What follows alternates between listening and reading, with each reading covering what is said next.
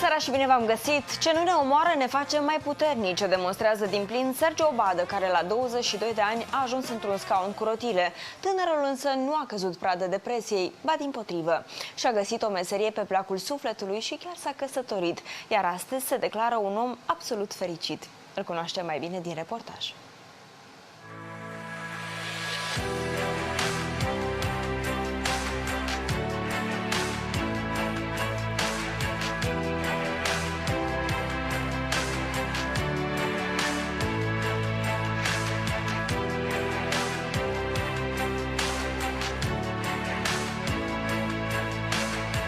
Acum 11 ani, un cumplit accident rutier l-a țintuit pe Sergiu Obadă în scaunul cu rotile. Au urmat ani în care a învățat să trăiască altfel, iar de curând tânărul și-a întâlnit marea dragoste. Ne-am întâlnit pe rețelele de socializare, pe Facebook. Cine a scris primul? Eu am scris primul. Când ți-a scris, tu știai deja despre cine este vorba? Sigur, știam cine e Sergiu, îl urmăream, eu eram peste hotare la muncă ca orice tânăr din Republica Moldova.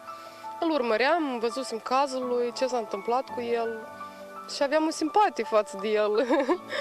Mă gândeam, mi-ar fi plăcut dacă aș face cunoștință cu el. Alături de Sergiu, Alina se consideră astăzi cea mai norocoasă femeie. Eu am văzut mai ceva ca un băiat care 2 metri înălțime, spete mari, care pur și simplu stau, nu fac nimic. Așteaptă să-i dai mama, să-i dai tata, dar el e curajos. Lucrează, își face singur bani pentru cheltuieli. Eu nici nu simt că el... Asta că îl ajut să urce în cărucior, pentru mine... Tinerii căsătoriți au planuri mari de viitor. Dorim să avem copii și nu numai unul, doi, cât de dat Dumnezeu. Suntem încă tineri, în putere, vrem să facem o casă a noastră care să fie cuibușorul nostru. Să ajutăm părinții, pentru că au nevoie. L-au susținut foarte mult pe Sergiu, mai ales mama care a fost... Zicem că l-a mai crescut încă o dată. În plus, de când a ajuns în scaunul cu rotile, Sergiu și-a descoperit marea pasiune, cea de a prelucra lemnul. Trebuia cum ceva să mă ocup, nu știu, și cătam ceva deosebit, ceva unical care mie să-mi placă să fac. Deodată nu era vorba că adică să fac profit din asta, era vorba că adică să-mi fie interesant.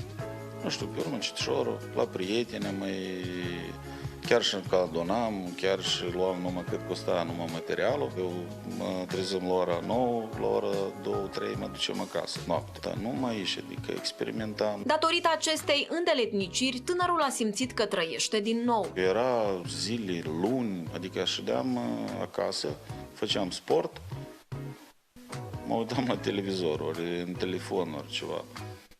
Dar acum nu mă gândesc la asta. Știu că trebuie să mă duc să aduc, trebuie să mă duc să fac, trebuie să vorbesc cu domnul, trebuie să vorbesc cu doamna. Adică sunt într-un proces care nu se termină niciodată. Nici nu-mi dă voie, adică ca eu nu să mă gândesc la starea mea, nici să mă odihnesc. Mesele sunt făcute 100% manual și fiecare este unică. Orice masă care am făcut eu este unicală. Mai mult în lume nu e așa ceva. Nu că eu am făcut-o, dar ideea e care că nu mai este lemn asemănător. Nu sunt așa găuri, nu sunt așa figuri, nu sunt așa culori. N-am eu că una îmi place mai tare și alta îmi place mai puțin, adică toate sunt. De mai bine de 3 ani tânărul meșterește mese 3D, iar acum meseria îi este și mai frumoasă pentru că o face împreună cu soția sa. Alina, soția, adică ea mai mult e cu... Nu când cu automobilul să duci și aduci ce-mi trebuie, materiale, ceva de...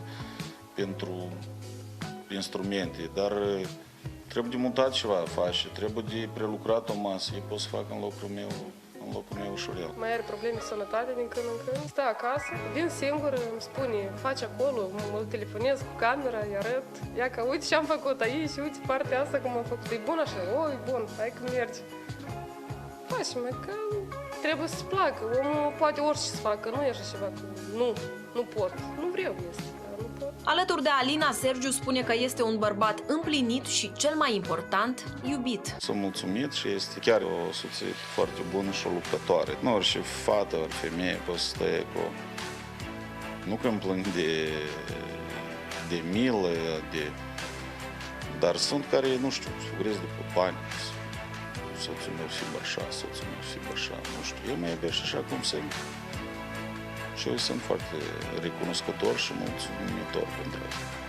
Și eu tot o iubesc foarte mult. Disabilitatea sa nu l-a împiedicat să se bucure din plin de viață și îi îndeamnă și pe alții să facă la fel. Dacă vreau să fii bătare în viață, trebuie să fie, nu importă de ce fel de stare ai, de sănătate, bănească. Să meargă înainte, să fie bătare și să căsătorească, să au posibilitatea să facă copii, au posibilitatea să facă case, automobile, să ajute pe alte persoane. Niciodată să nu zici numai înainte și da.